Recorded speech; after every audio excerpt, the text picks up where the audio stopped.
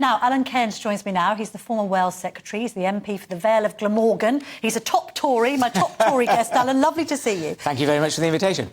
Now, it's not a good weekend for stories about the Tories. Rishi Sunak's deliverables. Let's just quickly go through them just so the audience is aware of what he's pledged. So he's talked about stopping the boats, but actually the boats haven't been stopped. He's talked about halving inflation. It's still around nearly 9%. He's talked about reducing NHS waiting lists. They currently stand at 7.4 million. He's talked about growing the economy, but we've got the Bank of England now talking about perhaps needing a recession to bring inflation down. And he's talked about debt falling, but it's now 100% of GDP for the first time since the 1960s. So he can't deliver any of these deliverables. And if that's the case by the end of the year, it might sound dramatic, but might he need to consider his position? Well, absolutely not on the last point. So he said at the outset that these policies were going to be challenging to deliver. Many people said, well, these are going to happen automatically. And the state of events show that they won't, and that an awful lot of effort and focus needs to be on them. But I could go through them one by one and demonstrate the progress that's been made. And the judgment... Do you reckon he'll... Let's keep it simple, because we could go into the granular. At the end of the day, these are his deliverables. These are what he thinks he can deliver by the end of the year. How confident are you that he's going to tick all 5 boxes? Well, I'm very confident that really? We're going to make really good progress on all of them. Even on inflation, it's still 8.7%. Well, let's see what happens, because you remember in growing the economy just only a couple of months ago that we were predicted to go into recession. The economists have revised that since. I'm much more optimistic. Jeremy Hunt's been talking about forcing us into recession, which strikes me as economically illiterate. Well, that's in order to get on top of inflation, which is the target. But let's pick up. Well, there's 2 areas I could pick up there. Let's talk about the NHS, and I'd happily reflect on what's happening in Wales in terms of the challenges that we get, but also talk about Rwanda. So we know that there are lefty lawyers and campaign groups that are doing everything to stop the Prime Minister's plan to deport people to Rwanda. I mean, is it lefty lawyers? Somebody on the People's Panel is just a barrister and says he's just not sure about the legality of the plan. And the plan isn't work. I get the whole idea that there aren't alternative solutions. But he's talking about stopping the boats. Let's just put a time frame on it. When is an illegal immigrant going to be deported to Rwanda, Alan? Just give me a time. Well, it's lefty lawyers that have effectively stopped that so far. But we know from the court judgment this week that the Lord Chief Justice agreed that guy there's on the contradictions. Panel was a Tory, right? So he's a Tory barrister saying this isn't the right legal approach. But the audience needs to know, when are people going to start being deported to Rwanda? Well, the point I'm making is being mired in the legal process because of lefty lawyers that are challenging us along the way, and supported by people like Keir Starmer as a lefty lawyer himself. Then clearly those are the sort of challenges that we're facing. Plan? So the point I'm getting at is that originally I sort of had some scepticism and concerns about the deportation to Rwanda, but having researched it and having recognised that the United Nations Refugee Agency themselves send people from Libya to Rwanda to be safe, then that demonstrates the safety of the policy and why the Lord Chief Justice backed it. I mean, so let's see what the Supreme... some unfair criticism of Rwanda. Exactly right. But what about this idea that it's going to cost £169,000 per migrant?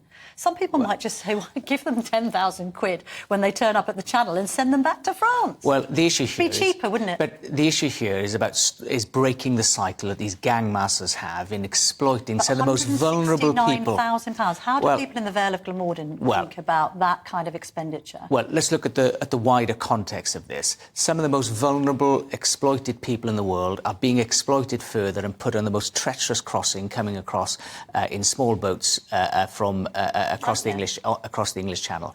And unless we send a clear signal that if people arrive illegally into the UK and they will be deported, then we're not going to break that cycle. And that's why this policy is a key part of it. But if it it's still a compassionate policy to break the majority, to break the hole that these gang masters have in the situation. If we get to a situation by the end of the year that you still haven't deported anyone to Rwanda, do you have to just abandon this plan and try something else? Well, I'm optimistic that we will make good progress on this. And abandonment of this? Well, no. I'm sure we won't abandon the policy, but it's when these lefty lawyers and campaign groups continue to challenge at every stage. And clearly, this is just one element of a much wider range of policies. But I'm optimistic that we will get there. And public opinion is on our side on this, and that we need to stop those treacherous crossings. I know people believe in that, but I just don't think they necessarily have faith in the policy, because so far nobody's been deported. Let's just move on to kind of Tory matters if we can. There's there's been some infighting in the party again, with Lord Goldsmith standing down. He claims because of net zero. Do you think it might have been because he was criticised by the Privileges Committee? He was a fierce supporter of Boris Johnson? Well, who knows? But all I know is that politics has been extremely noisy of late. I think politics these days moves on quite quickly, whereas Boris Johnson would have come up on the doorstep 2 weeks ago. I was out knocking doors yesterday. It wasn't raised once with me. No. So I'd like to think that there's more of a space growing so that the Prime Minister can make his case, can demonstrate that he is reflecting the priorities that the population are highlighting, and then demonstrate that he is making progress on those too. But is Goldsmith right to be saying the government isn't doing enough on the environment and net zero? I don't think at all, and I don't think that's the case. I think we've got a really strong record. We go to show in terms of the COP conference that was held in Glasgow, the progress that we're making compared to other international nations. They're opening new coal-fired power stations in Germany, the progress that we're making in offshore wind. We are world leaders in offshore wind. Actually, you cite Germany there. Should we be pulling back from this net zero target?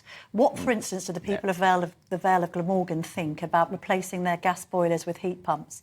And do they want to be ditching their petrol and diesel cars come 2030?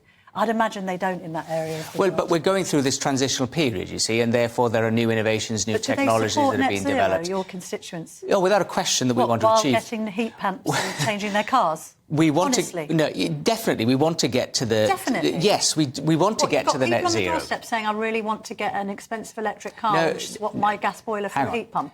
People want to achieve net zero. People recognise that some technologies will be more innovative than others. There is a transition in moving across to that. Are they willing to be made poorer for it, though? Well, I don't think that we will be. I think that in the way that we've demonstrated... There has been research to suggest that it probably costs householders at least £2,000 each. Well, there's lots of research showing lots of different things, but the point I'm making is that this is an extremely innovative area of policy.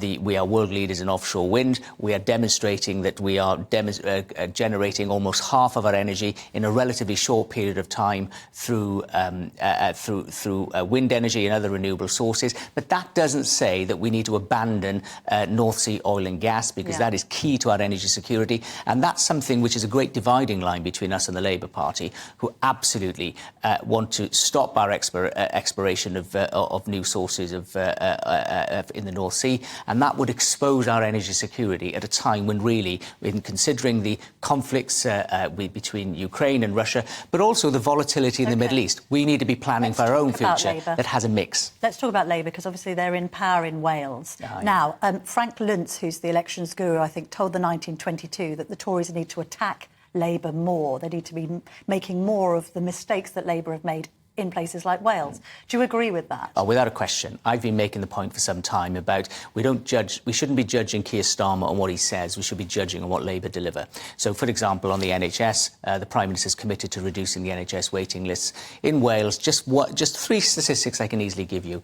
31,000 people in Wales, with a relatively small population, are waiting more than 2 years for an operation. Right. That number in England is 500. So that's the demonstration of one of the differences. Although waiting lists aren't great in England, but yes. Well, but I would certainly take the England waiting list before the Welsh waiting lists. I would also say that the A&E waiting times have not been met since they've been introduced, and the 26-week waiting time in Wales has not been met for 10 years, and that's a demonstration. It's not COVID issues; these are the performance of the Labour Party in running the NHS in Wales after having been there for 25 years since devolution. OK, Alun Cairns, thank you very much for joining me this morning.